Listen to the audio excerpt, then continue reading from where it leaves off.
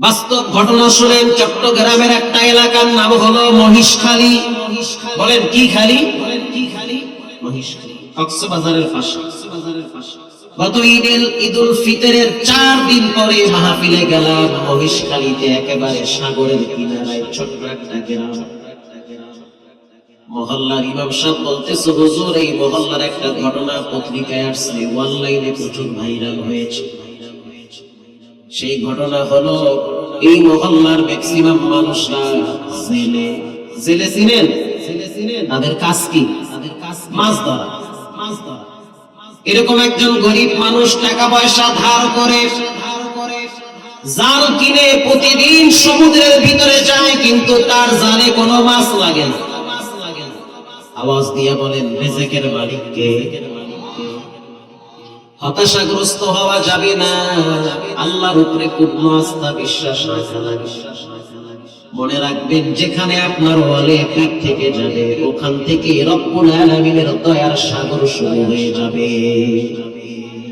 কিন্তু ধৈর্য ধরা লাগবে, হতাশাগ্রস্ত হওয়া যাবে না। আল্লাহর প্রতি পূর্ণ আস্থা বিশ্বাস রাখেন। বান্দা চাইলে কিচ্ছু পারে না, রব চাইলে সবই পারে। প্রতিদিন জাল মারে কিন্তু কোনো মাছ নাই। সিদ্ধান্ত নিয়েছে যে আমি আমার জালগুলো আগুন দিয়ে পুড়ে ঢাকায় গিয়ে রিকশা চালাবো। পাওনাদারেরা প্রতিদিন এসে বারবার তাকে চাপ দেয়, টাকা নিয়ে জাল কিনলা, টাকা কেন দেও না?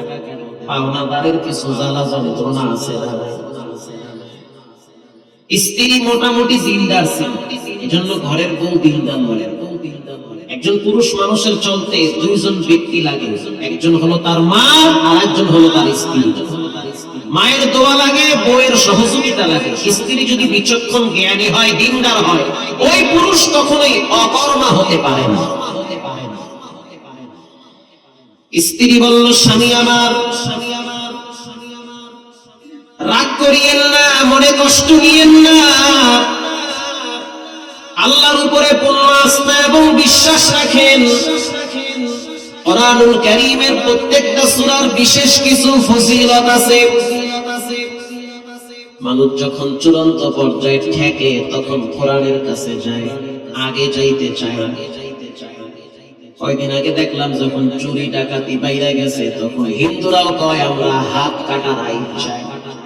কথা কম না খা, আমরা বলছি হাত কাটার আইন তো মানুষের না, এটা হলো আল্লাহর আইন। জিনা, ব্যভিচার, ধর্ষণ যখন বেড়ে যায়, নাস্তিকের মেয়েটা যখন ধর্ষণের শিকার হয়, তখন জোরে জোরে বলে ধর্ষকের শাস্তি আমরা মৃত্যুদণ্ড চাই। আরে মিয়া সাহেব, এটা তো মানুষের আইন না, এটা রবের আইন। কোরআনের একটা আইন যদি বাংলাদেশে চালু থাকতো, ধর্ষণ, জিনা, ব্যভিচার, চুরি, দুর্নীতি সব বন্ধ হয়ে যেত। প্রিয় ভাইরা আমার, স্ত্রী বলল, স্বামী আমার তুমি আজকে যেহেতু রাত্রিবেলা জাল নিয়ে আবার সমুদ্রে যাবা, যাওয়ার আগে মাগরিবের পর সূরা ওয়াকিয়া তেলাওয়াত করে যাও। ছোট্ট একটা বইতে পড়ছি, যদি মানুষ সূরা ওয়াকিয়া তেলাওয়াত করে, আল্লাহ নাকি তার রিজিকে বরকত বাড়ায় দেয়। স্ত্রী বলতেছে স্বামীকে শক্তি দিতেছে, সাপোর্ট দিতেছে স্ত্রী। স্বামী বেচারায় খুবই হতাশাগ্রস্ত। কাল্পনিক কাহিনী না, বাংলাদেশের মহিষখালীর ঘটনা। এবার স্বামী বেচারায় 2 রাকাত নামাজ পড়ল। মাগরিবের নামাজের পরে আরো 2 রাকাত পড়েছে। 2 রাকাত নামাজ পড়া বিবির পাশে বসে আছে, সূরা ওয়াকিয়া পড়ে। বিবি তুমি পড়ো, আমি শুনি, কারণ আমার তো পড়ার মতো কোনো যোগ্যতা নাই। স্ত্রী বসে বসে পড়তেছে, ইযা ওয়াকাতিল ওয়াকিআ লাইসা লিওয়াকাতিহা কাযিবা। স্বামী বেচারায় বসে বসে অনেকক্ষণ শুনলো, তারপরে চোখের পানি ছেড়ে কাঁদার পরে বলল, আল্লাহ তোমার কোরআন শুনতে এত মজার, যদি পড়তে পারতাম তাহলে দিনের ভিতরে আরো শান্তি পাইতাম। মারহাবা বলেন। স্ত্রীর বক্তব্য হলো, স্বামী লুঙ্গি দিয়া চোখের পানি নিয়েছে, এরপরে ঘর থেকে বের হয়ে গেছে। যখন সমুদ্রে চলে গেল 7 জন লোক নিয়ে বড় একটা ট্রলার নিয়ে প্রতিদিন জাল টানা লাগে। বেচারায় যখন 7 জন মানুষ নিয়ে জাল টানা শুরু করছে, টানতে পারে না, মনে হয় কে যেন টাইনা ধরছে।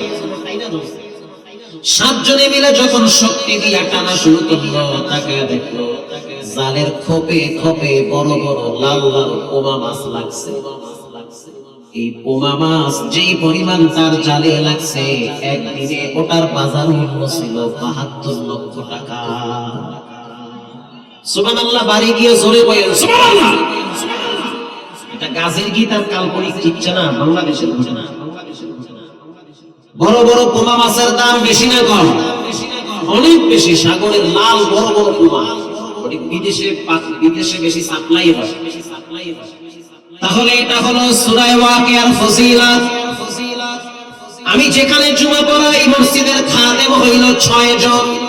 6 জন, এদের কাজ হলো মসজিদ পরিষ্কার করা। প্রধান খাদেম যিনি, তার বাড়ি হলো সিরাজগঞ্জ চৌহালিতে। দাড়ি কিছু পেকে গিয়েছে, বেন্দি লাগাইছে, মেজাজ ফুরফুরে, মুখে হাসি লেগে থাকে। মারহাবা। তো তার কাজ হইল জুমার নামাজের পরে টাকার বাক্সগুলো এক জায়গায় জমা করা। তো ঘটনাক্রমে কোন একটা কথার পয়েন্টে জুমার নামাজের পর এক পর্যায়ে গিয়ে তাকে বললাম, খাদেম সাহেব আপনি কেমন আছেন? হেসে দিয়ে বলল, আলহামদুলিল্লাহ, আমার রব আমাকে অনেক ভালোবাসে। পাশে একজন ধনী মানুষ ছিল, সে তার মনের কষ্টের কথা বলতেছে, হুজুর টাকা পয়সা বাড়ি গাড়ি সব কিছু আছে, কিন্তু মনে শান্তি নেই। কেন শান্তি নেই? কিসের জন্য? ছেলে মেয়ে কয়জন? তাই মাত্র একটা পোলা। একটা পোলা তো সুখী বলি না হইলে তো আরো ভালো হতো। ঠিক না ভাই? ঠিক না ভাই? ঠিক। এই পোলায় কি করে? পোলা মানে একটা ওই জালমুড়িছে, খুব রাগ। মাঝে মাঝে রাত্রিবেলা ঘরে আইসা ফ্রিজ দইরা খেলে আর কয় রাস্তার মাঝখানে খাবে। তার মানে বর্তমান ঢাকা শহরের যত বড় ধনী, তাদের ফ্যামিলিতে নেশাখোর সন্তান বেশি।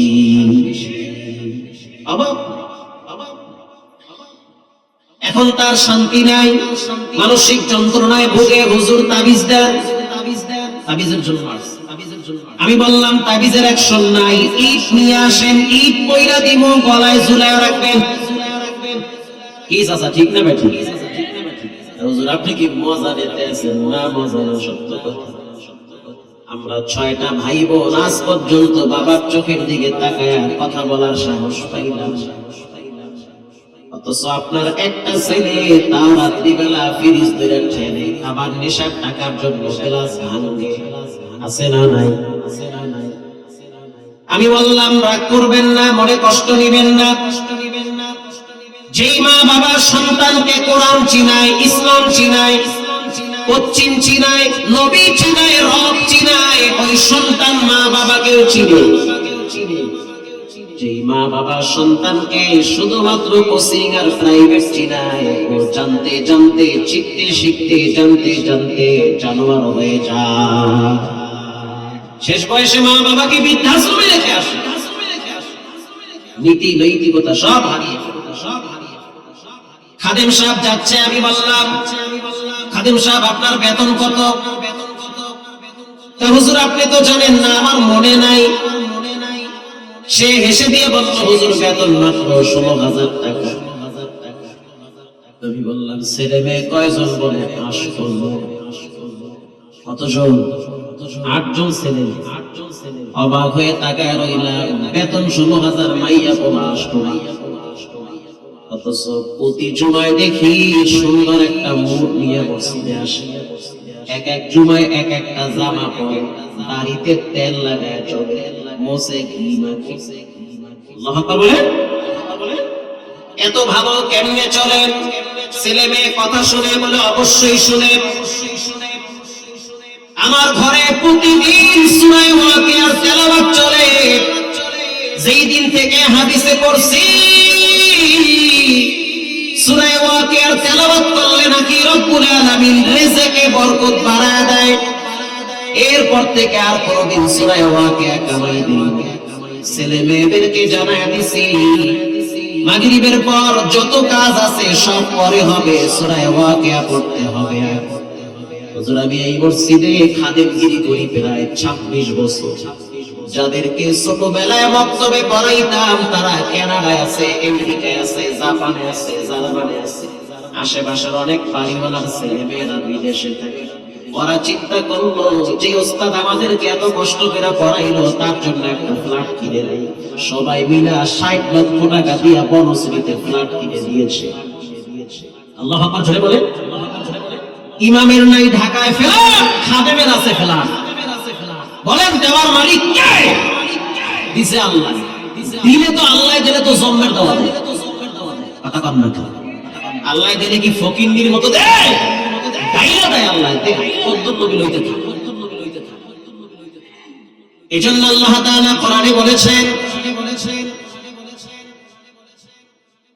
وَيَرْزُقُهُ مِنْ حَيْثُ لَا يَحْتَسِبُ وَمَن يَتَوَكَّلْ عَلَى اللَّهِ।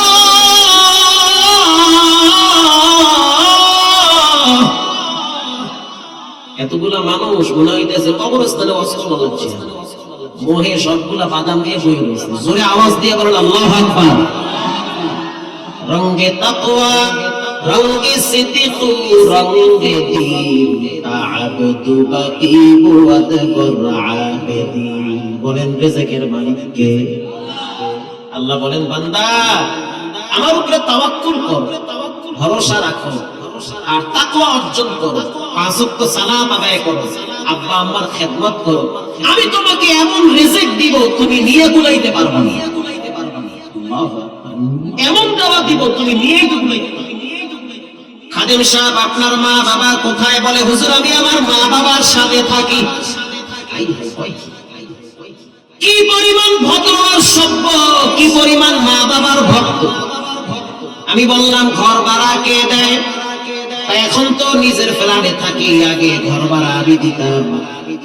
মাশাআল্লাহ, আগে ঘর ভাড়া আপনি দিতেন। তো মা বাবা কই থাকতো? বলে আমি তো মা বাবার সাথে থাকি। তার মানে সন্তান মা বাবাকে ছোট করে না, বড় করে রাখে।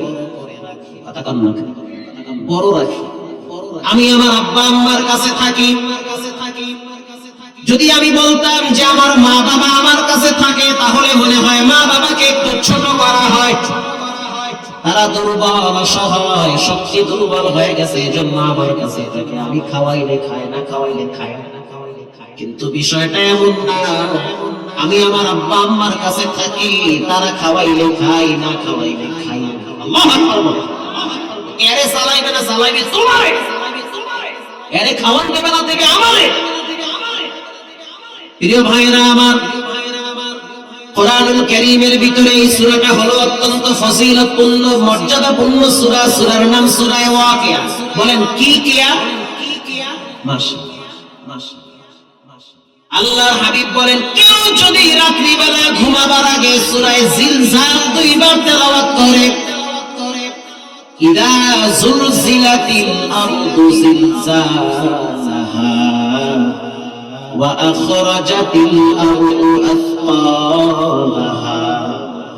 জীবনে কেউ যদি রাত্রি বেলা 2 বার করে ঘুমায়, সে যেন মনে রাখে রব্বুল আলামিন এক খতম কোরআনের নেকি তার আমলনামায় জমা কইরা রাইখা তারে ঘুম পাড়ায় দেয়। মানে সে এক খতম কইরা ঘুমায় গেছে, অথচ মাত্র 2 মিনিটে একটা সূরা 2 বার পড়ছে। আল্লাহর হাবিব আবার একদিন বলল সাহাবীরাকে বারবার রাত্রিবেলা ঘুমাবার আগে সূরা ইখলাস 3 বার তেলাওয়াত করে ঘুমাবা। হযরত বেলাল রাদিয়াল্লাহু তাআলা আনহু বলল হুজুর আমি পারবো। যদি লম্বা সূরা দেন আমি পারবো না, কারণ আমি গরীব মানুষ, কাজ করে খাই। আল্লাহর হাবিব বলল তুমি 3 বার সূরা ইখলাস যদি তেলাওয়াত করতে পারো, রব্বুল আলামিন তোমার আমলনামায় এক খতম কোরআনের নেকি জমা করে দিবে। দুনিয়ায় চলতে টাকা লাগে, আল্লাহর কসম যেদিন চোখ বন্ধ হয়ে যাবে সেদিন বুঝবেন কবরে যাওয়ার সাথে সাথে কোরআনের আয়াত লাগবে, দেখতে পারবেন। ফেরেশতাগণ এমন বাটাম শুরু করবে, মানে কোন দিকে যাওয়ার সুযোগ দেবে। এরকম একটি সূরার নাম হলো সূরা লুকমান। যে ব্যক্তি সূরা লোকমান তেলাওয়াত করবে রব্বুল আলামিন তাকে জীবনে একবার হলেও মক্কা মদিনায় সফর করাবে। সূরা লোকমান হলো কোরআনের ভিতরে অন্যতম একটি দামি সূরা। লোকমান হাকিম একজন ব্যক্তির নাম, দেখতে তেমন সুন্দর না, পেটো মানুষ, কালা মানুষ। পৃথিবীর ইতিহাসে তিনজন মানুষকে আল্লাহ সম্মানিত করেছে। এক নম্বরে লোকমান, দুই নম্বরে হযরত বিলাল, তিন নম্বরে হযরত ওমর রাদিয়াল্লাহু তাআলা আনহু আযাদকৃত গোলাম মাহজা। মারহাবা বলেন। এই তিনজন মানুষকে সবচেয়ে বেশি সম্মানিত করেছেন কে? তিনজনই কালো ছিল, এমন কালো কালো মনে হয় 1000 পাওয়ারের বাল্ব ফাস্ট হয়ে যায়। চেহারার পাওয়ারে, পাইলা তৈরি ফেল, কালা কালো ফেল, এমন কালার কালো। আল্লাহ বলে নবী জানায় দেন, লা ইয়ানজুরু ইলা সুওয়ারিকুম ওয়া লা ইয়ানজুরু ইলা কুলুবিকুম ওয়া আ'মালিকুম। ও মাহমুদুল হাসান, তুমি জানায় দাও কে কালো কে পরিষ্কার, আমি রব এগুলা দেখি না। মারহাবা বলেন। কে কোন বংশের এগুলা দেখি না, কে কোন জামা গায়ে দিল এগুলা দেখি না। আমি দেখি বান্দার কলব, আমি দেখি বান্দার কলিজা। যার অন্তরে রবের প্রেম আর নবীর মহব্বত আছে তার ঠিকানা হবে আমার জান্নাতে।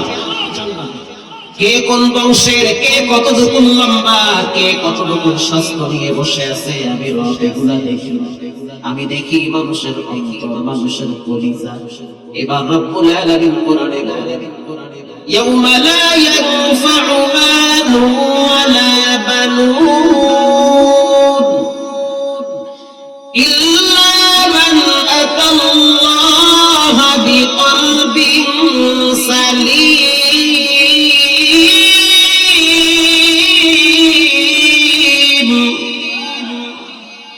রব্বুল আলামিন বলেন, সন্তান কাজে আসবে না, সম্পদ কাজে আসবে না। এমন একটা দিন আসবে যেদিন তোমার অন্তরটা কাজে আসবে, যেদিন তোমার পরিষ্কার আত্মাটা কাজে আসবে। সমাজের ভিতরে যার অন্তর যত ভালো তার মর্যাদা তত বেশি। রব্বুল আলামিন বলেন, এরকম ফ্রেশ দিলওয়ালা একজন ব্যক্তির নাম ছিল হযরত বিলাল। ফ্রেশ দিলওয়ালা মানুষ হযরত বিলাল। আমার দিকে তাকান। বিলাল কালো মানুষ, যখন জমিনে হাঁটতো পায়ের আওয়াজ হইতো জান্নাতে। কালো মানুষ বিলাল, আহা কি মানুষ হযরত বিলাল।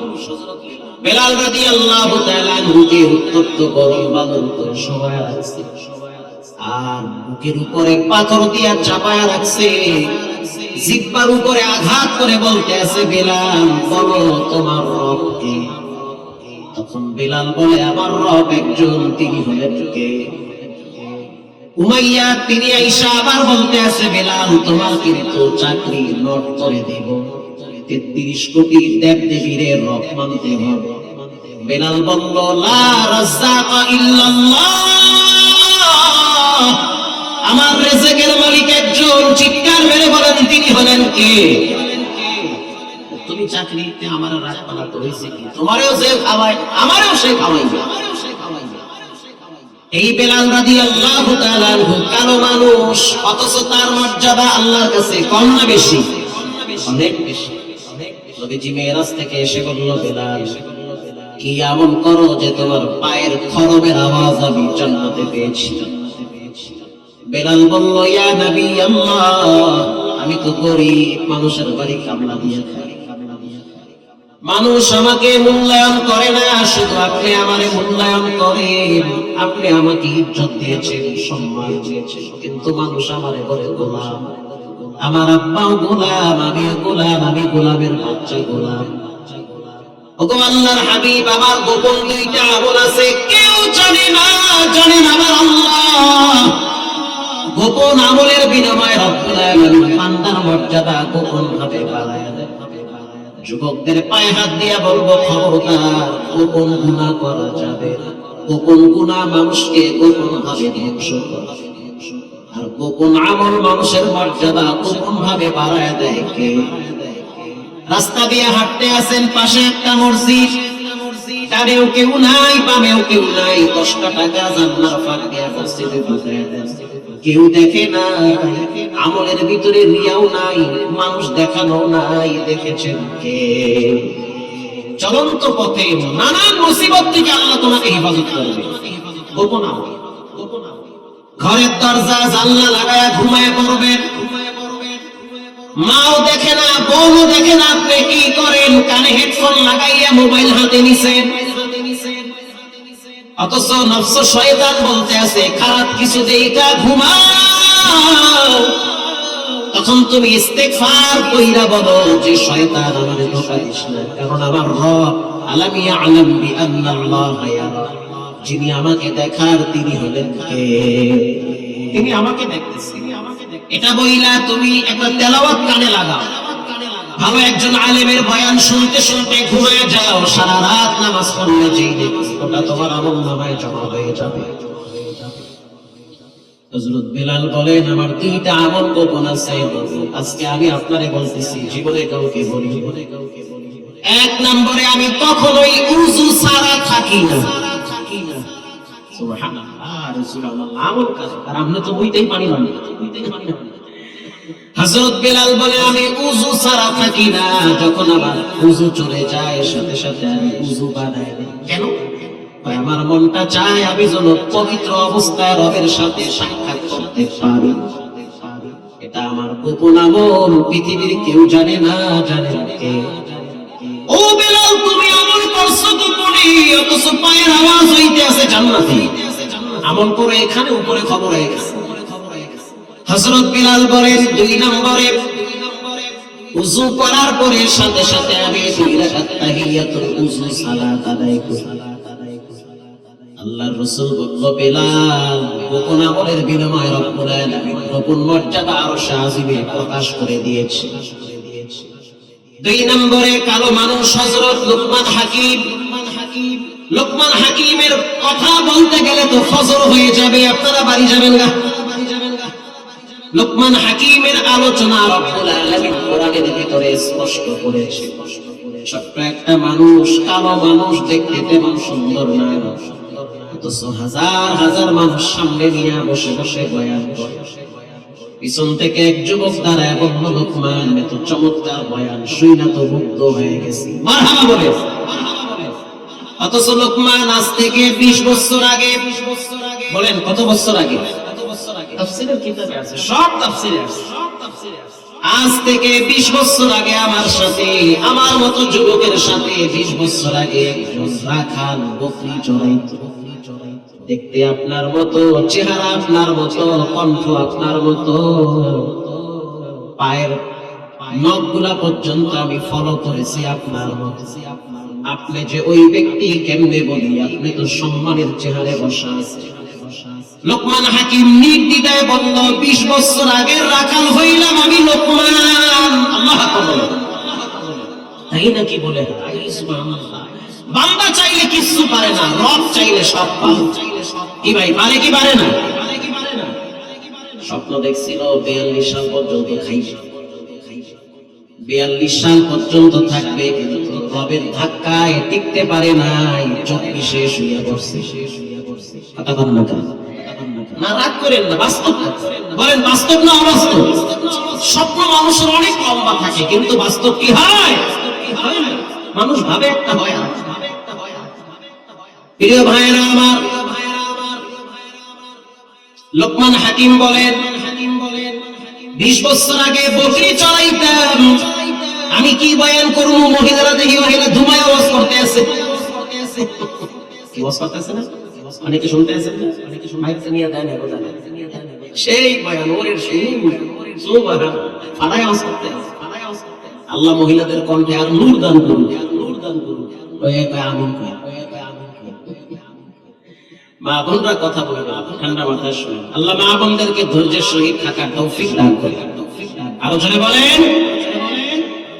লুকমান হাকিম বলেন, রাখালগিরি করছি, আর এখন তো দেখি আল্লাহ তোমার সম্মানের চেয়ারে বসায় দিয়েছে। দূর বেটা, মানুষ চাইলে পারে না, রব চাইলে সব পারে। রাখাল বলতে আছে, এমনি এমনি তো রব দেয় না, কিছু যোগ্যতা থাকা লাগে। বলো তোমার কি যোগ্যতা আছে? বলে 3টা। মারহাবা বলে। তাফসীরের আলোচনা সূরা লুকমান কোন লেখা লেখা তিনটা গুণের কারণে রব্বুল আলামিন আমি লোকমানের মর্যাদা বাড়ায় দিয়েছি। ও বান্দা, তিনটা গুণ যদি তোমার ভিতরে থাকে, লেখা নাও, তোমার মর্যাদা সমাজের ভিতরে বেড়ে যাবে। লোকমান হাকিম বলেন, এক নম্বরের গুণ, আমি যখন রাস্তা দিয়ে চলি তখন আমার চোখগুলোকে বেগানা নারীর থেকে নিম্নমুখী করি। আল্লাহু আকবার বলেন, নিম্নগাম, যেটার দিকে তাকাইতে রব না করছে সেটার দিকে তাকাই, যেটা দেখা হারাম ওই দিকে তাকাইয়া মজা নেই না, কারণ চোখের পাওয়ার দিয়েছেন কে? আল্লাহ বলেন, ইন্নাস সামআ ওয়াল বাসারা ওয়াল ফুআদ কুল্লু উলাইকা কানা আনহু মাসউলা। রব্বুল আলামিন বলেন, তোমার কান, তোমার জবান, তোমার মেধা, সাবধান, এগুলো তোমার না, আমানত দিয়েছেন কে? এমন এক সময় হয়ে যাবে মুখ বেঁকা হয়ে যাবে, কথা বলতে পারবা না। এমন হয়ে যাবে হাত বেঁকা হয়ে যাবে, লড়াইতে পারবা না। এমন হয়ে যাবে রে বান্দা, কানের আওয়াজ নষ্ট হয়ে যাবে, কানের সামনে আইসা হরেন মানলেও কানে শোনা। ঠিক না বেঠি? আল্লাহ বলেন, যা দিয়েছি সব তোমার না, আমি রব আমানত দিয়েছি। টাইম হয়ে গেলে এগুলো কিন্তু আমার সাথে কথা বলবে। আল্লাহু আকবার বলেন, আল্লাহু আকবার বলেন। وقالوا لجلودهم لما شهدتم علينا, চামড়া ধইরা হযরত ওমর টানতো আছে।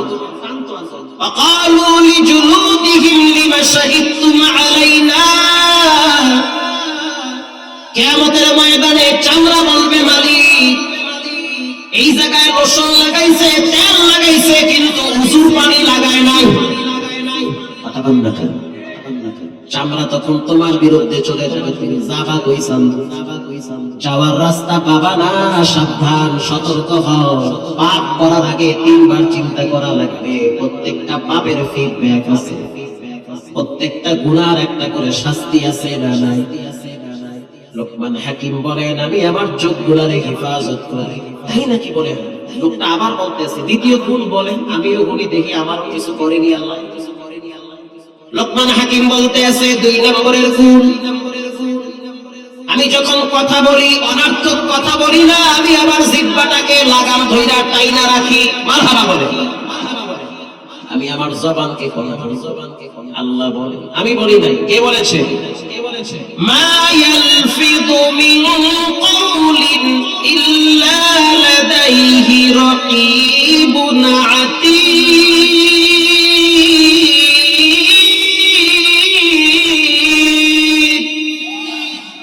রব্বুল আলামিন বলেন, জিহ্বা লড়াইয়া আওয়াজ দিয়া যেই কথাটাই বলো, সেই কথাটা একজন রেকর্ড করে, ভিডিও করে, অডিও করে, সেই মহান রবের নাম কি?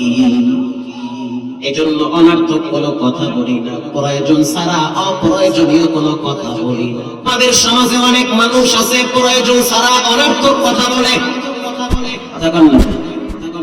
দেখতে আছে, রাস্তা দিয়ে যাইতে আছে, তারপরও শিখে তুমি কি, তুমি আটটা আটটা কই যাও, তুমি তো দেহই কই যাও, তাকায় দেখতে আছে, চা খায়, বলে কি খাও, তোমার কি জিভে কামড়ায়, দেখো না চা খায়, আবার জিগায় কি খাও।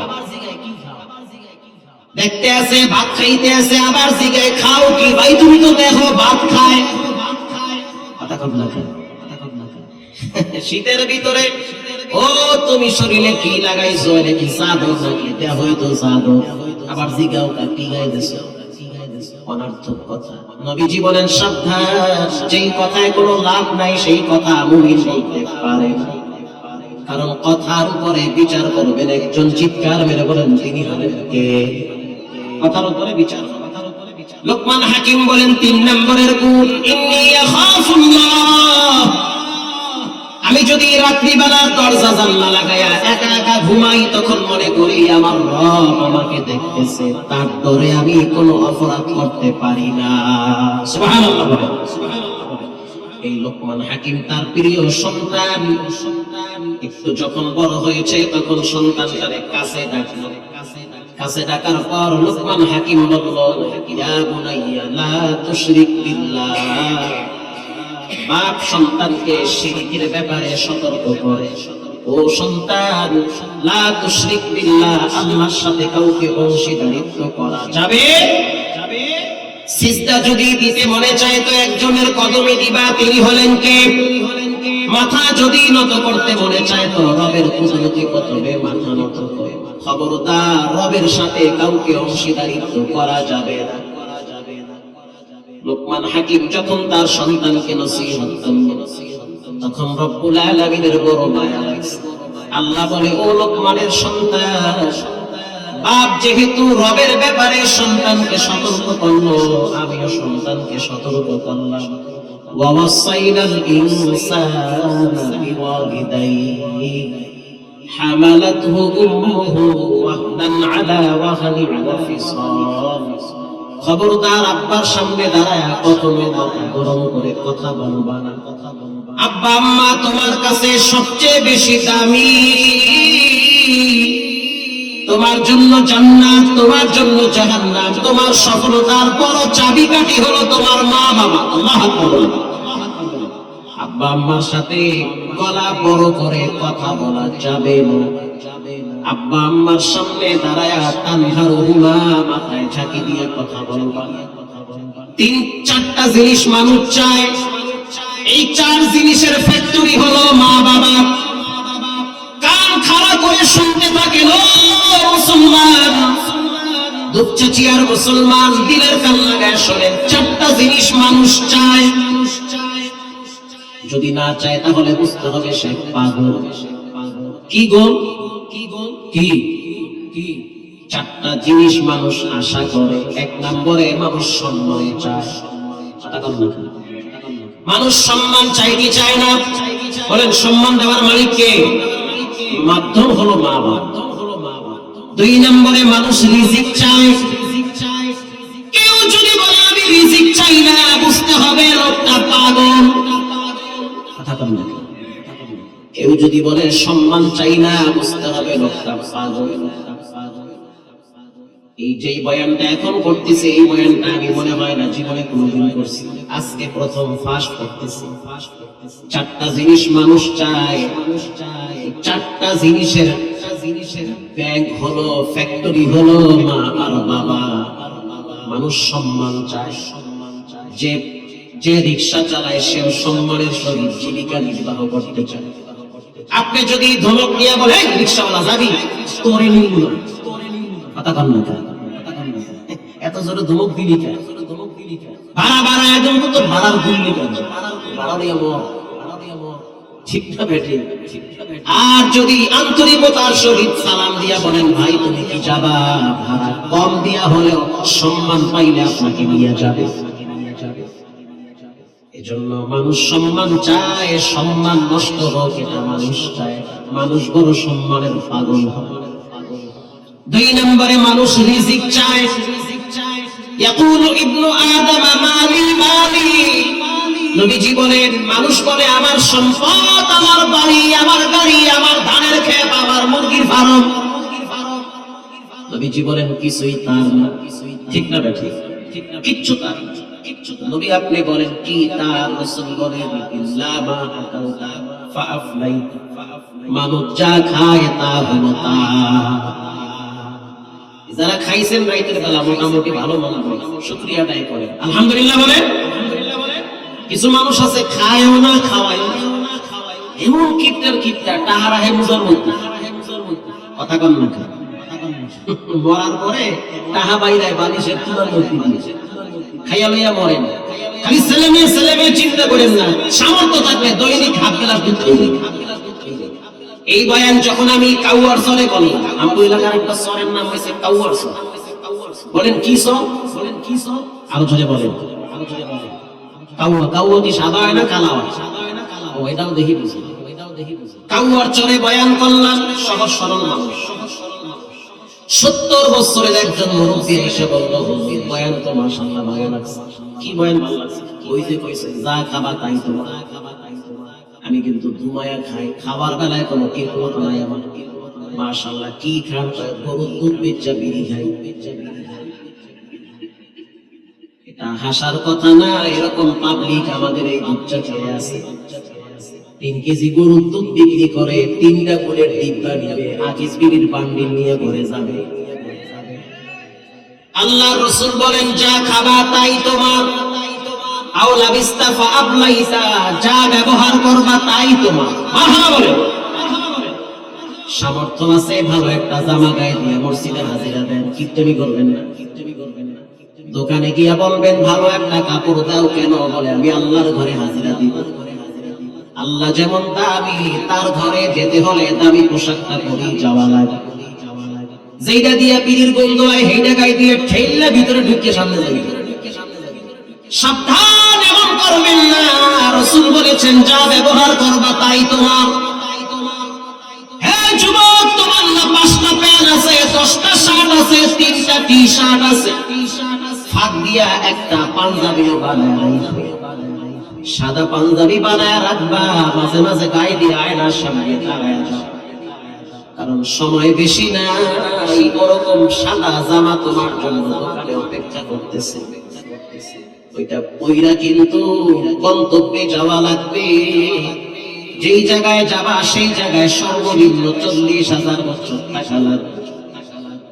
আল্লাহর নবী বলেন, মুসলিম শরীফের হাদিস, যখন একটা মানুষ মারা যায়, ওই মানুষটা মাটির নিচে সর্বনিম্ন 40,000 বছর থাকে। 40-30 বছরের জন্য কত দামি দামি রং বিরঙের জামা বানাই, অথচ কবরে থাকা লাগবে সাদা জামা গায়ে দিয়া, মাঝে মাঝে সেই জামাটা গায়ে দিয়া মসজিদে হাজিরা দেওয়ার দরকার আছে না নাই? এজন্য সাদা 3-4টা পাঞ্জাবি অথবা জুব্বা বানায় রাখবে। জুমার দিন গায়ে লাগাবা, চমৎকার টুপি দিবা, আতর লাগাবা। মুসলমানের মতো মসজিদে যাবা, বিদুরীরা মনে করবে মুসলমানদের চরিত্র, আখলাক আর সৌন্দর্য কত চমৎকার। ঠিক না বেঠি? প্রতিদিন বলতে পড়তে বলি না, মাঝে মাঝে পড়বে, অসুবিধা আছে? মাঝে মাঝে পড়ে না। আল্লাহর নবী বলেন, আও তাসাদদাকতা ফাআমসাইতা, খাবা তোমার, ব্যবহার করবা তোমার, কিন্তু মনে রাখবা যেটা আল্লাহর জন্য দান করবা ওটা নষ্ট হবে না, ওটা ক্ষয় হবে না। নবীজি বলেন, ওটা রব্বুল আলামিন বকরির বাচ্চার মতো লালন পালন করবে। কিয়ামতের দিন তুমি দেখতে পাবা তোমার 1 টাকা দানের মূল্য উহুদ পাহাড় পরিমাণ দাঁড়ায় গেছে। আরো জোরে পিকআপ বাড়ায় দিয়ে বলেন সুবহানাল্লাহ। এজন্য দানের ক্ষেত্রে কখনোই না দান করলে ঝুলন্ত বিপদ, মুসিবত, বালা দূর হয়ে যায়। মানুষ সম্মান চায়, মানুষ রিজিক চায়, 3 নম্বরে মানুষ সন্তান চায়। বলেন সন্তান চায় কি চায় না? আরো জোরে বলেন।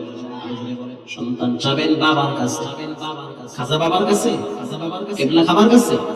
বলেন সন্তান চাবেন কার কাছে?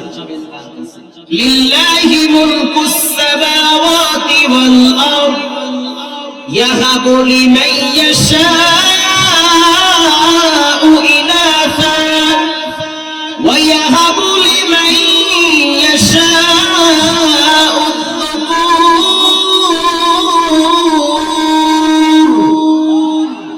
আল্লাহ বলেন, কাউকে আমি সন্তান দেই, কাউকে দেই না। আপনাদের কি শীতে কষ্ট হইতেছে? আর আধা ঘন্টা ওয়াজ করলে কষ্ট হবে? কাউকে সন্তান দেই, কাউকে দেই না। আল্লাহ বলে, কাউকে 1টা দেই, কাউকে 2টা দেই, কাউকে শুধু মেয়ে দেই, ছেলে দেই না। যার 5টা মেয়ে আছে গালি দিও না, তার জন্য জান্নাতের গেট থেকে সুসংবাদের আহ্বান আছে। নবীজি বলেন, যার ঘরে 2টা কন্যা আছে, লালন পালন করে, সে যেন আমি মুহাম্মাদের সাথে পাশাপাশি জান্নাতে থাকবে। আল্লাহ বলেন, কাউকে সন্তান দেই, কাউকে দেই না। কাউকে 1টা দেই, কাউকে 2টা দেই। আবার এমনও সন্তান দেই চোখে দেখে না, অন্ধ। আমাদের গ্রামের পাশের মহল্লার নাম হলো সুধীরপুর, সবপুর। থানার নাম হয়েছে মহিপুর। ওই পারে গেলে বুঝবেন আলিপুর। কিপুর? আলিপুর। পিছনে গেলে মনে করবেন কোমরপুর। ডাইনে সুধীরপুর, শুধু পুর। পিছনে হয়েছে পুরান মহিপুর, খালি পুর আর পুর। পাশের গ্রামের নাম হলো সুধীরপুর। কিপুর। একজন হাফেজে কোরআন আছে, জন্ম অন্ধ, চোখে দেখে না, কিন্তু 30 পারা কোরআনের হাফেজ। আমি হাফেজ সাহেব পড়তে গেলে পেস লাগবে, কিন্তু তার সিনার 30 পারা কোরআনটা এমন তাজা, বলে হয় টোকা দিলে নূর বের হয়। কেউ তারা আটকাইতে পারে না, কারণ তার চোখের গুনাহ নাই, যা শুনছে ওটা কলিজায় আল্লাহ কাইটা দিয়েছে। এক মাদ্রাসায় পড়ায়, হাজার হাজার ছাত্র তার, দেশ এবং দেশের বাহিরেও তার ছাত্রের অভাব নাই, সবাই তাকে মায়া করে। আমাদের অন্ধ উস্তাদ, ছাত্ররা উস্তাদের জন্য তো, এই অন্ধ হাফেজ সাহেবের 3টা ছেলে আছে। মজার বিষয় হলো 13টা ছেলে কোরআনের হাফেজ, কিন্তু 3টা কিন্তু অন্ধ না। 13টা মাশাআল্লাহ দেখতে অনেক সুন্দর, নাম কি চমৎকার, আমির ফারুক, ওমর ফারুক, চমৎকার। আর একটার নাম হইল আলী।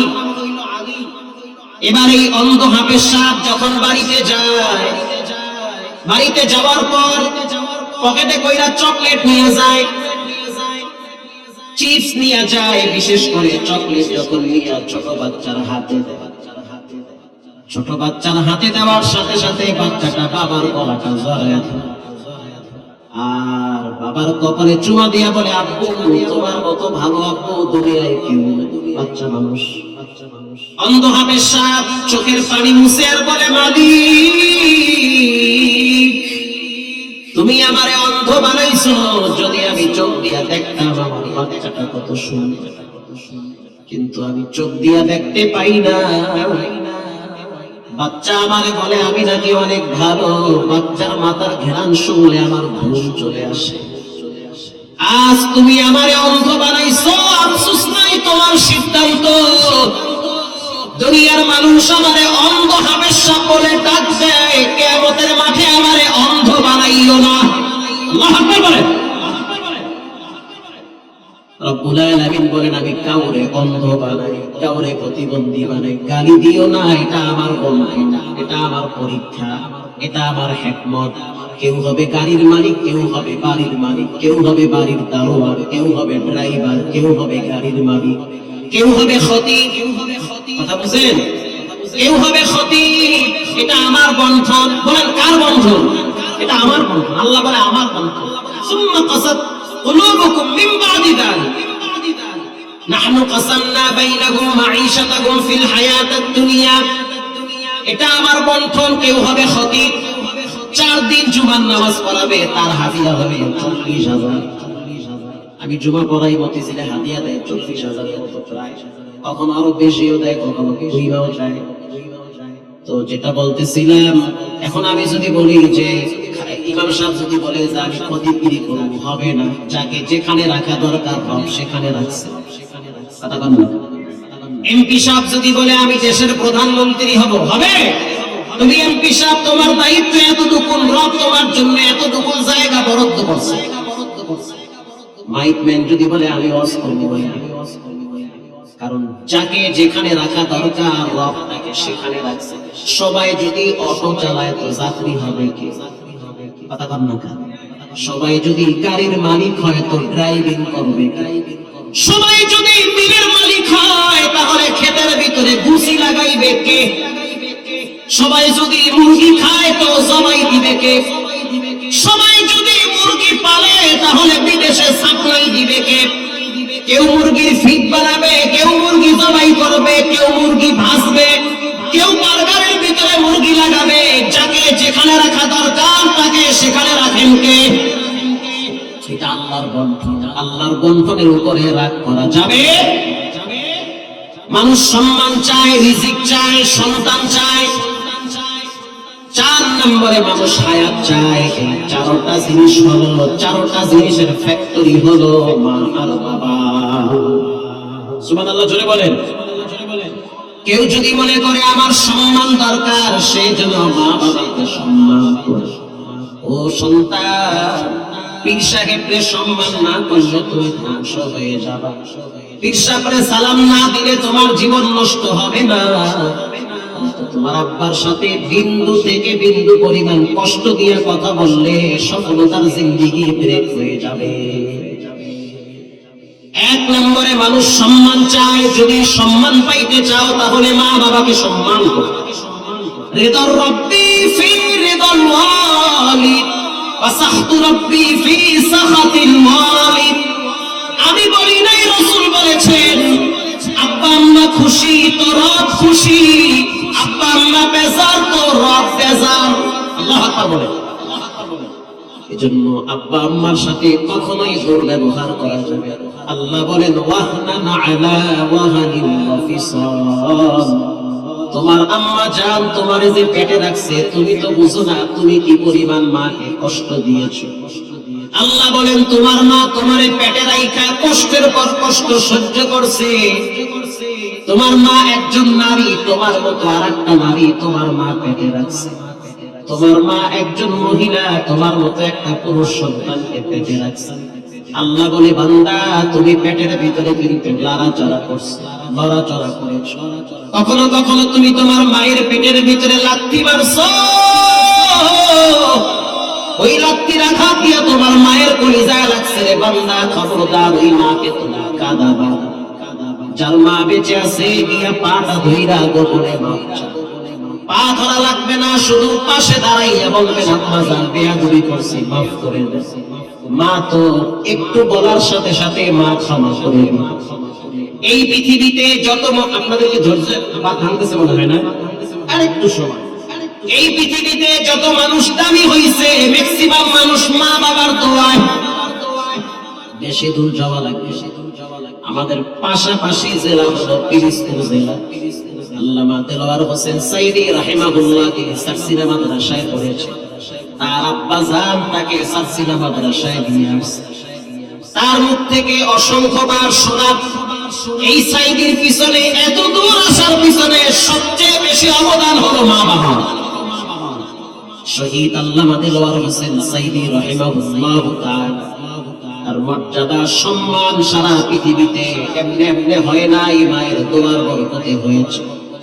পৃথিবী বিখ্যাত একজন মনীষীর নাম হলো ইমাম বুখারী। ইমাম বুখারী, বুখারী শরীফের হাদিসের নাম শুনছেন? ইমাম বুখারী ছোটবেলায় অন্ধ, 6 বছর বয়সে চোখের দৃষ্টি হারায় ফেলাইছে। মা যায় নামাজে বৈশা দাঁড়ায় দাঁড়ায় কাঁদে আর বলে আল্লাহ আমার এই সন্তানটার চোখের দৃষ্টি ফিরাইয়া দেয়। রব্বুল আলামিন মায়ের দোয়া ফিরাইয়া দেয় না, ইমাম বুখারীর চোখের দৃষ্টি আগের চেয়ে দ্বিগুণ বাড়ায়া দিয়েছে। তিনি চোখ দিয়া দেখে দেখে কলম দিয়া লিখতে থাকতো রাসূলের হাদিস। ক্বালা রাসূলুল্লাহ সাল্লাল্লাহু আলাইহি ওয়াসাল্লাম ক্বালা হুমা জান্নাতুকা ওয়া নারুকা। ও দুনিয়ার মানুষ, নবীজি বলেছেন তোমার মা বাবা তোমার জন্য জান্নাত, তোমার মা বাবা তোমার জন্য জাহান্নাম। পৃথিবীর ভিতরে অন্যতম একজন দামি মানুষের নাম হলো হাসান বসরি। হাসান বসরি, হাসান বসরি বলেন কি বসরি? হাসান বসরি। হাসান বসরি পৃথিবীতে এমন কোন হাদিসের কিতাব নাই যে হাদিসের কিতাবে হাসান বসরির নাম নাই। বুখারী শরীফ, মুসলিম শরীফ, আবু দাউদ শরীফ, তিরমিজি শরীফ, যত হাদিসের কিতাব আছে যেই পৃষ্ঠায় হাত দিবেন দেখবেন লেখা আছে হাসান বসরি। মারহাবা বলেন। মক্কায় যদি যান সেখানেও গিয়া দেখবেন হাসান, মদিনায় যদি যান সেখানেও গিয়া দেখবেন হাসান। এবার শুনেন হাসান বসরির জীবনী, ছোট্ট করে বলি, কষ্ট হবে। হাসান বসরির মা নবীর ঘরে কাজ করত। আল্লাহু আকবার বলেন। নবীর ঘরে কাজ করত। তখন নবীজি ওফাত হয়ে গেছে, তিনি মৃত্যুবরণ করেছেন, মানে কবরে চলে গেছে। আল্লাহর হাবিবের ইন্তেকালের পরে নবীজির স্ত্রীর নাম হলো মা সালামা রাদিয়াল্লাহু তাআলা আনহা। নবীর একজন বিবির নাম মা সালামা রাদিয়াল্লাহু তাআলা আনহা। এই সালামা রাদিয়াল্লাহু তাআলা আনহার ঘরে হাসান বসরির মা কাজ করত। আম্মা জানেরা ভালো করে শুনে নেন, সন্তান আল্লাহর দেওয়া নিয়ামত, চোখের শীতলতা, দিলের প্রশান্তি। আবার সন্তান মা বাবার জন্য গজবের কারণ হয়। আম্মা জানেরা ভালো করে শুনে নেন, হাসানের মা কেমন মা, মায়ের দোয়াটা কত দ্রুত কবুল হয়ে যায়। হাসান বসরি তখন পর্যন্ত তার মায়ের পেটে ছিল, ভূমিষ্ঠ হয় না। হাসান বসরির মা যখন নবীর ঘরে কাজ করত, তখন নবীর বিবি মাঝে মাঝে হাসান বসরির মাকে বাহিরে কাজে পাঠাইত। যখন হাসান বসরির মা বাহিরে কাজে যাইত, মদিনার অন্য অন্য নারীরা বলতো, ও মদিনার নারী, নবীর ঘরের কাজের মহিলা, তোমার শরীর থেকে নবীর ঘরের ঘ্রাণ আসতেছে। আরো জোরে বলেন, শত জুদাস রহমাতাল লিল আলামিন, মসজিদে উরশদ হামায়ে জমিন। আল্লাহু আকবার। তোমার শরীর থেকে তো নবীর ঘরের ঘ্রাণ আসতেছে, কেনই বা আসবে না? নবী যদি কোনো বাচ্চার মাথায় হাত বুলাইয়া দিত, 7 দিন পর্যন্ত ঘ্রাণ ছড়ায় থাকতো। নবী যেই বিছানায় ঘুমাইছিল, সেই বিছানায় প্রায় কয়েক যুগ পর্যন্ত নবীর শরীর মোবারকের ঘ্রাণ লেগেছিল। নবীজি যেই খাটে ঘুমাইতো, সেই খাটে যুগ যুগ ধরে ঘ্রাণ ছড়ায় থাকতো। কেউ যদি পাশে দাঁড়াইতো, রাহমাতুল লিল আলামিনের শরীর মোবারকের ঘ্রাণ নাকে পাইতো। হাসান যখন জন্মগ্রহণ করল, দুনিয়াতে আসলো, হাসানের মা হাসান রে খাতায় পেঁচায়া হযরত ওমরের দরবারে নিয়ে গেছে। হযরত ওমর রাদিয়াল্লাহু তাআলা আনহু তখন প্রেসিডেন্ট, কথা কি বুঝতেছেন? তখন তিনি ক্ষমতার চেহারে বসা। হাসান বসরির মা খাতায় পেঁচায়া হাসানকে হযরত ওমরের দরবারে নিয়ে গেল। এটা কোন পীরের কেচ্ছা না, বানোয়াট কাহিনী না, প্রসিদ্ধ কথা, দামি কথা, কোরআন হাদিসের কথা। হাসানের মা যখন হাসানকে খাতায় পেঁচায়া ওমরের কাছে নিয়ে গেছে, নেওয়ার সাথে সাথে হযরত ওমর চেহারার দিকে তাকায় বলল, মারহাবা। বলেন মারহাবা। বলল, মাশাআল্লাহ, আহলান সাহালান, মারহাবান তাইয়্যিবা। ধন্যবাদ জানালো, অভিবাদন জানিয়েছে। হাসান বসরির মা বলতেছে, আমিরুল মুমিনিন, আমার সন্তান, আমি ওকে জন্ম দিয়েছি, পেটে রাখছি, আপনার কাছে নিয়ে আসছি, আমার এই ছেলেটার নাম আপনি রেখে দেন, আপনি নাম রেখে দেন। হযরত ওমর রাদিয়াল্লাহু তাআলা আনহু ঠোঁটের সাথে আঙ্গুল দিয়ে লড়াইতেছে আর বলতেছে, মাশাআল্লাহ, চেহারাও সুন্দর, হাসিও সুন্দর। হযরত ওমর বলতেছে, যাও, এই সন্তানের নাম রেখে দিলাম হাসান। এবার মা প্রশ্ন করলো, হাসান কেন রাখছেন? হযরত ওমর বলতেছে, নবীর নাতির সাথে নাম মিলাইয়া রাখছি। আল্লাহু আকবার। যাও, হাসান রাইখা দিলাম, দেখতেও সুন্দর, নামের অর্থও সুন্দর। এবার হাসান বসরির মা বলতেছে, আমিরুল মুমিনিন, নাম রাখছেন, খুশি হইছি, খুব শান্তি পাইছি, ওমর আমার ছেলের নাম রাখছে, এটা আমার জন্য আনন্দের বিষয়। এবার একটু জানতে চাই, আপনি কি আমার ছেলেকে একটু তাহানিক করাবেন? তাহানিক মানে সন্তান ভূমিষ্ঠ হইলে বড় কোনো আলেমের কাছে নিয়ে একটু খেজুর চিবায়া ছোট্ট নবজাতক বাচ্চার মুখে দেওয়া সুন্নাত। সুবহানাল্লাহ বলেন। ওমর রাদিয়াল্লাহু তাআলা আনহুকে বলল, আমার সন্তানের মুখে আপনার লালা লাগায়া দেন। কেন লাগাবো? মহিলা বলতে আছে, আমিরুল মুমিনিন, আপনার মুখের পাওয়ার অনেক বেশি, আপনি মুখ দিয়া যেটা বলেন রব্বুল আলামিন ওটা অনেক সময় কোরআনে নাযিল করে দেন। আপনি যেই রাস্তা দিয়া চলেন, ওই রাস্তায় শয়তান ধরে আসে, অন্য রাস্তা মাফি। আপনার মর্যাদা এত বেশি আমি জানি, আমি তো নবীর ঘরে কাজ করি। মারহাবা বলেন। লাউ কানা বাদি নবিয়্যান লাকানা উমর, নবীর পরে কেউ যদি নবী হইতো, আল্লাহ আপনারে নবী বানায় দিত, আপনি ওই মহান ব্যক্তি। নবীজি বলেছেন, উমর ফিল জান্নাহ, 10 জন জান্নাতের গ্যারান্টি দুনিয়াতে পাইছে, সিরিয়াল নাম্বারে হযরত ওমর 2। মারহাবা বলেন। আপনার মুখের লালার পাওয়ার অনেক বেশি, মুখ দিয়ে একটু লালা বাচ্চার মুখে লাগায়।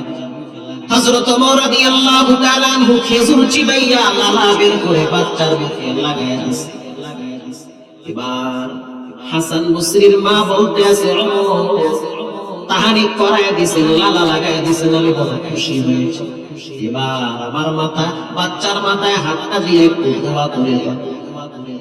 ছোট্ট মানুষ কেবলমাত্র ভূমিষ্ঠ হয়েছে, যে একদিন হয়েছে। হযরত ওমর রাদিয়াল্লাহু তাআলা আনহু বাচ্চার মাথা ডলতেছে, আল্লাহু আকবার বলেন, এরকম ডলতেছে বাচ্চার মাথা, হাসানের মাথা হযরত ওমর হাত দিয়ে ডলতেছে আর দোয়া করতে আছে, আল্লাহুম্মা ফাক্কিহু ফিদ্দীন, রব্বুল আলামিন আপনি হাসানকে ফিকহের জ্ঞান দান করেন, তার মানে মুফতি বানায় দেন। কথা বুঝেন নাই? আপনি হাসানকে মুফতি সাহেব বানায় দেন, ফিকহের জ্ঞান দান করেন। মুফতি সাহেব বোঝেন তো, ফতোয়া যেন দিতে পারে, চমৎকার মাসআলা যেন কোরআন হাদিস থেকে বের করতে পারে, ওই জ্ঞান আপনি হাসানকে দান করেন। মা দাঁড়ায় বলতে আছে আমিন। বলেন কে বলতেছে আমিন? আপনি বলেন। মা বলতেছে আমিন। মাইনে সুবহানাল্লাহ, খেলা তো জুমে গেছে দেখতে। এবার মা বলতে আছে ওমর দোয়া একটু লম্বা করে দাও। আল্লাহু আকবার বলেন। কারণ জায়গা মতো আসছে, দামি মানুষ পাইছে, ছেলের জন্য দোয়া করায় নিতেছে। হযরত ওমর বলতে আছে দোয়া না করলাম, হয় নাই, দোয়াটা একটু লম্বা করে। হযরত ওমর এবার দোয়া করতে আছে, ওয়া আল্লিমুহুল কিতাবা ওয়াল হিকমা, রব্বুল আলামিন আপনি হাসানের কলিজার ভিতরে কোরআনের নূর ঢুকায়া দেন। ওই দোয়াটা যদি আমার ছেলের জন্য করত, তাহলে গোটা পৃথিবীর ভিতরে সবচেয়ে আগে বেশি খুশি হইতাম। আপনার ছেলের জন্য যদি ওমর এমন একটা দোয়া করত, আপনি কেমন খুশি হইতেন? বেশি খুশি হইতেন না? রব্বুল আলামিন আপনি হাসানের কলিজার ভিতরে ওয়া আল্লিমুহুল কিতাবা ওয়াল হিকমা, হিকমত দেন, জ্ঞান দেন, ইলম দেন, কোরআনের নূর দান করেন। মা দাঁড়ায় বলতেছে আমিন। এবার মা বলতেছে ওমর হয় নাই, দোয়া আরো লম্বা করে। ও চাচি আর মা বোনেরা শুনে নেন, সন্তান ভূমিষ্ঠ হওয়ার পর ভালো বড় আলেমের কাছ থেকে তাহনিক করানো দরকার। তাহনিক বেশি বেশি করানো দরকার, কারণ ভালো দোয়া না পাইলে সন্তান অনেক সময় নাস্তিক হওয়ার সম্ভাবনা আছে। রাসূলুল্লাহ এটাকে সুন্নাত বলে দিয়েছে, লালা লাগায় দাও, খেজুর চিবায় দাও। হাসান বসরির মা বলতে আছে দোয়া তো করছেন, খুব খুশি হয়েছি, আর একটু লম্বা করো, আর একটু দোয়া করো। হযরত ওমর বলল কতবার দোয়া করব, অনেক তো দোয়া করলাম। হাসান বসরির মা বলতে আছে আমি বাচ্চা নিয়ে যাব না, দোয়া আরো বাড়াইতে হবে। হযরত ওমর আয়েশা দিয়া বলল তোমারে কিছু কইতেও পারি না, কারণ তুমি তো নবীর ঘরে কাজ করো, তোমার পাওয়ার তো আমার চেয়ে কম না। তোমার ধমক দিলে তো নবীর স্ত্রী কষ্ট পাবে, পাইলে তো রাসূলুল্লাহ কষ্ট পাবে, রাসূল কষ্ট পাইলে তো আমার জন্য জান্নাতে যাওয়াটা কঠিন হয়ে যাবে। এবার হযরত ওমর আবার দোয়া করতেছে, মাথা লাগতেছে আর দোয়া করতেছে, ওয়া হুব্বিবা ইলাইহিন নাস, রব্বুল আলামিন মানুষের কলিজার ভিতরে হাসানের ভালোবাসা বাড়ায় দেন।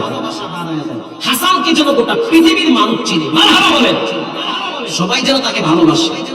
আল্লাহ এমন সিনান সিনাইছে, মাটির নিচে গেল হাসান হয়ে গেছে, আসমানে গেল হাসান বসরি পাবে। মারহাবা বলেন।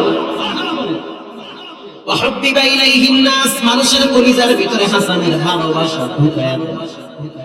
মা বলতে আছে দোয়া হয় নাই, আরো লম্বা হবে।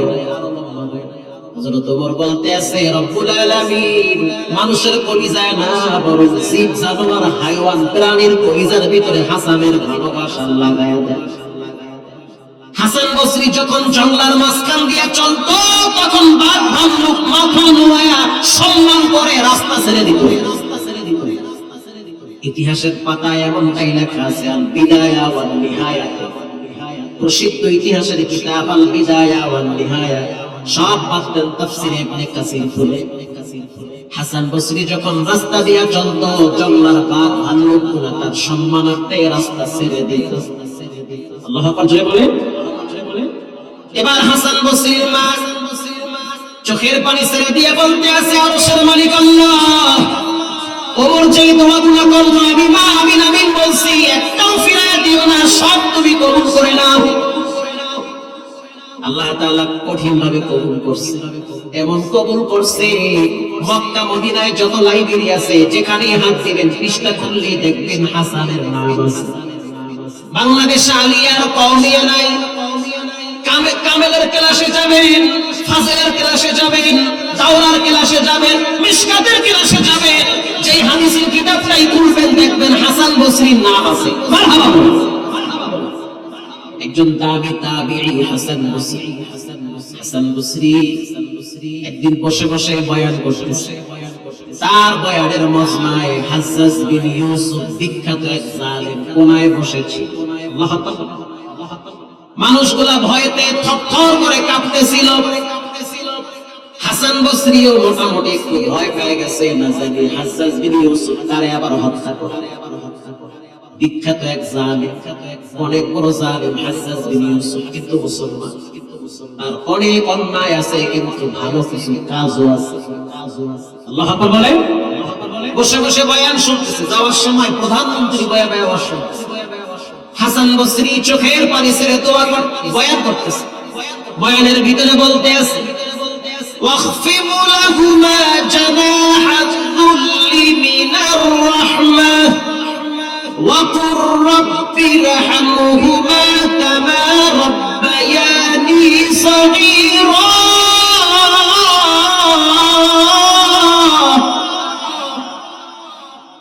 হাসান বসরি বলতে আছে, রব্বুল আলামিন আব্বা আম্মারে ভালো রাখে, কষ্ট দিয়েন না, মা বাবারে শান্তিতে রাখে। এলাকার মানুষ যারা বসে বসে বয়ান শুনতেছেন, মা বাবারে কষ্ট দিয়েন না। আমি হাসান এত বড় সম্মানের পাত্র, আল্লাহ আমারে দান করেছেন, এটা আমার ক্রেডিট না, এটা হলো আমার মায়ের দোয়া। রব্বুল আলামিন মায়ের দোয়ার বরকতে হাসানকে গোটা পৃথিবীর মানুষের মাঝখানে চিনাইছে। হাজ্জাজ বিন ইউসুফ এটা শোনার পরে বসে বসে কাঁদতেছে। ও হাজ্জাজ বিন ইউসুফ, তুমি তো কাঁদো না। হাজ্জাজ বিন ইউসুফ বলতেছে, আমার এখন মনে পড়েছে আমার মায়ের কথা। আমার মা ছোটবেলায় খানার লোকমা বানায় বানায় আমি হাজ্জাজের মুখে তুলে দিয়েছি। হাসান বসরি যখন মায়ের কথা বলছে, কি যেন আমার কলিজার ভিতরে হাতুড়ি দিয়ে বাড়ি মারছে। হাসান বসরি বলতে আছে, ভালো হন খারাপ হন, যে যেই লাইনে আছেন সাবধান, একটা জায়গায় বেয়াদবি করবেন, ওই জায়গাটা হলো মা বাবার জায়গা। পৃথিবী বিখ্যাত একজন তাফসীর কারকের নাম হলো আল্লামা জালালউদ্দিন সৈয়দী। তিনি বলেন, চারটা জিনিস মানুষ কখনোই হারাইতে চায় না। সম্মান হারাইতে চায় না, সন্তান ছাড়া থাকতে চায় না, রিজিক চায় না এমন মানুষ নাই, হায়াত চায় না এমন মানুষ নাই। স্পষ্ট ভাবে জানায় দিলাম, যারা হায়াত বাড়াইতে চায়, রব চাইলে বাড়াইতে পারে কি পারে না? বাড়ানোর ব্যাখ্যা হলো হায়াতে আল্লাহ বরকত দান করেন। চলন্ত পথে হাজারো বিপদ মাথায় চাপতেছে, রব মায়ের দোয়ায় দূরে সরায় দেয়। এজন্য হায়াতে যদি বরকত পাইতে চান, মা বাবার খেদমত। 2 নম্বরে রিজিকে যদি প্রশস্ততা চান, মা বাবার খেদমত। 3 নম্বরে সম্মান যদি চান, মা বাবার খেদমত। 4 নম্বরে যদি আপনি সন্তান চান, সন্তানের কাছ থেকে ভালো ব্যবহার চান, তো মা বাবার খেদমত। আব্বা আম্মার সাথে দুর্ব্যবহার করা যাবে না, তারা যদি উল্টা পাল্টাও বলে সেটা মেনে না। আমাদের বরিশালের পাশে জালকাঠি কিছুদিন আগে লঞ্চের ভিতরে আগুন লাগছে। আগুন লাগতে গিয়ে সেখানে অনেক মানুষ মারাও গিয়েছিল। সেখানে এমন একজন যুবক ছিল যার নাম হলো সগীর। নতুন চাকরি পাইছে, ঢাকায় চাকরি করে, অনেক টাকা বেতন পায়। মা টেলিফোনে সন্তানকে জানায় দিল, সন্তান বাড়িতে আসো, তোমার জন্য ভালো একটা মেয়ে দেখেছি। এক বাবার একটাই ছেলে। সন্তান বাইতুল মুকাররম থেকে দামি দামি জিনিস কিনেছে, চক বাজার থেকে সামানাপত্র কিনে লঞ্চে ঘুমায় গেছে। লঞ্চে উঠে টের পায় নাই যে আজকে হবে আমার জীবনের শেষ রাত। গভীর রাত, মা বারবার টেলিফোন করে, সন্তান টেলিফোনের দিকে তাকায় দেখলো অনেকগুলা কল মায়ের। তখন সন্তান ব্যাক করে বলল, কি ব্যাপার মা, এত ফোন কেন করো? মা বলতে আছে, বাজান তুমি তো বাড়িতে আসতেছো, এটা আমি খুশি। কেন জানি আজকে আমার রাতে ঘুম হয় না, কলিজার পানি শুকায় যাইতেছে। বারবার আমার শুধু পানির তৃষ্ণা লাগে, শুধু বারবার পানি খাইতে মনে চায়। ও কয়েক গ্লাস পানি খাওয়ার পরেও তো আবার তৃষ্ণা নিবারণ হয় না। সন্তান বলতে আছে, মা ঘুমায় যাও, ফজরের টাইমে বাবারে লঞ্চ ঘাটে পাঠায় দিবা ভ্যান নিয়ে। কেন? বলে আমি অনেক সামান আনছি, অনেক মাল আনছি। কিন্তু তারপরও মা ঘুমায় না। সন্তান ঘুমায় গেছে, কিছুক্ষণ পর তাকে দেখলো আবার টেলিফোন বাজতেছে। সন্তান টেনশনে পড়ে গেল, মা এত বারবার কেন ফোন দেয়? হঠাৎ তাকায় দেখলো যে রুমটা অন্ধকার, ডিম লাইট বন্ধ হয়ে গেছে, লঞ্চের দামি কেবিন, ফ্যান বন্ধ হয়ে গেল, এসিও বন্ধ হয়ে গেছে। দরজায় হাতটা দিয়ে বুঝতে পারলো দরজা গরম হয়ে গেছে, সিটকানি খোলা যাবে না। পর্দার কাপড় সরায় দেখলো ধোঁয়া বাহিরে উঠতেছে, তার মানে লঞ্চের নিস্তানায় আগুন লাগছে। এদিকে মা টেলিফোন করছে, সন্তান আমার কলিজায় পানি নাই। তার মানে মায়ের কলিজার ভিতরে টান লাগায় দিছেন কে? মায়ের কলিজার ভিতরে টান লাগছে। আমার সন্তান বুঝে আজকের রাতে হায়াতের জিন্দেগির সমাপ্তি ঘটে। অন্ধকার রাত, মা বারবার ফোন দেয়। সন্তান বলল, মা ফোন দিও না, বড় মুসিবতে আছে। মা বলতে আছে, কিসের মুসিবত? বলে লঞ্চের নিস্তানায় আগুন লাগছে। মা বলল, বাথরুমে গিয়ে পানি চাইলা দাও। সন্তান বলল, বাথরুমে যাইতে পারি না, বাথরুমের ভিতরেও তো আগুন লেগে গেছে। মা চিৎকার মাইরা বলতে আছে, সন্তান আগুনে পুরা বড় কষ্ট। আগুনে পড়তে পড়তে মানুষের চেহারার আকৃতি নষ্ট হয়ে যায়। তার চাইতে কষ্ট করে দরজা খুইলা নদীতে ঝাঁপ দাও, অন্তত পক্ষে চেহারা সুরত গুলো আগুনে পড়তে পড়তে কালা হবে। সন্তান চোখের পানি ছেড়ে দিয়ে বলে, মা কেমনে বের হব? বের হবার রাস্তা নাই। আমি যদি বের হইতে যাই তাহলে আমার হাত পড়ে যায়, শরীর পড়ে যায়, রাস্তা বন্ধ হয়ে গেছে। মা বলতে আছে, বাজান এজন্য আমি বুঝছি সন্ধ্যার পর থেকে আমার কলিজায় কোনো পানি নাই, বারবার শুধু পানির তৃষ্ণা লাগে। আল্লাহ বুঝাইতে চায়, ও সন্তানের মা ঘুমাইস না। আজকে রাত্রি বেলা তোমার সন্তানের জীবনের হায়াতের গণ্ডি এখানেই সমাপ্তি হয়ে যাবে। ওই সন্তানটা মারা যাওয়ার আগে আগে টেলিফোনে মায়ের সাথে কথা বলেছিল, সেই বক্তব্য এখনো নেট দুনিয়ায় ভাইরাল। গোয়েন্দারা সেই বক্তব্য ওখান থেকে বের করেছে। সন্তান বলতে আছে, মা আমার মৃত্যুর পর আমার লাশটারে মসজিদের পাশে দাফন দিবা, আর আমার আব্বারে বলবা মুসল্লিদেরকে নিয়ে যাবে, একটু দোয়া করে আল্লাহ যেন আমাকে মাফ করে। তোমার কাছে আমি ক্ষমা চাই, জীবনে অনেক বেয়াদবি করছি, তুমি যদি মাফ করো। রিদা রাব্বি ফি রিদাল্লাহি ওয়া সাখতু রাব্বি ফি সাখাতিল্লাহ। মা বাবা বেজার তো রব বেজার, মা বাবা খুশি তো রব খুশি। তুমি মাফ করে দাও, হয়তো রব মাফ করে দিবে। সন্তান মারা গেল, লাশ কবরে নিয়ে গেল। সেই মা এখনো পর্যন্ত মানসিক ভারসাম্য হারায় ফেলাইছে। এই যুবক, বেশি দূরের কথা না, নরসিংদীর দিকে তাকায় দেখ। একটা প্রতিবন্ধী ছেলে যার নাম হলো সোহাগ। এই সোহাগের বাবা মারা গেছে, মা মারা গেছে, মা মারা গেছে 7 দিন আগে। এই ছেলেটা কিছু বুঝে না, বড় হয়ে গেছে, শুধু এতটুকু বুঝে খিদা লাগলে মায়ের গিয়ে কয় ভাত দাও। পাগল মানুষ, মা চিনে কাউকে চিনে না, মা কবরে গেছে, কেউ তারে আর ভাত দেয় না। মানুষের কাছে হাত পাতলে মানুষ 10 টাকা 5 টাকা দিয়া বিদায় দিয়ে। এবার এই সোহাগ প্রতিবন্ধী ছেলেটা মায়ের কবরের পাশে দাঁড়াইয়া হাউমাউ করে কাঁদে আর বলে, মা ভাত দাও। তাহলে বুঝো মা কত দামি সম্পদ, যে হারাইছে সে বুঝে কারে হারাবে। যারা বসা আছেন বাড়ি গিয়া দেখবেন মায়ের সেই পুরান বিছানাটা পড়ে আছে। অন্তর নরম করে দেখেন মায়ের চেহারাটা চোখের সামনে ভাসতেছে। অথচ জীবনে আজকে আপনি অনেক টাকা পয়সা কামাইতেছেন, অনেক সম্মান সম্পদ নিয়ে আসেন, মা বাবা আজকে আপনার দুনিয়াতে বেঁচে নেই। ভাইরা আমার, মা বাবার অন্যতম হক হলো তাদের সেবা করা, মারা গেলে তাদের জন্য দোয়া করা। আজকের এই মাহফিল থেকে পাক্কা ওয়াদা করে নেন, জীবনে কোনোদিন মা বাবার সাথে বেয়াদবি করবো না, নামাজ পড়বো না, হারাম খাবো না।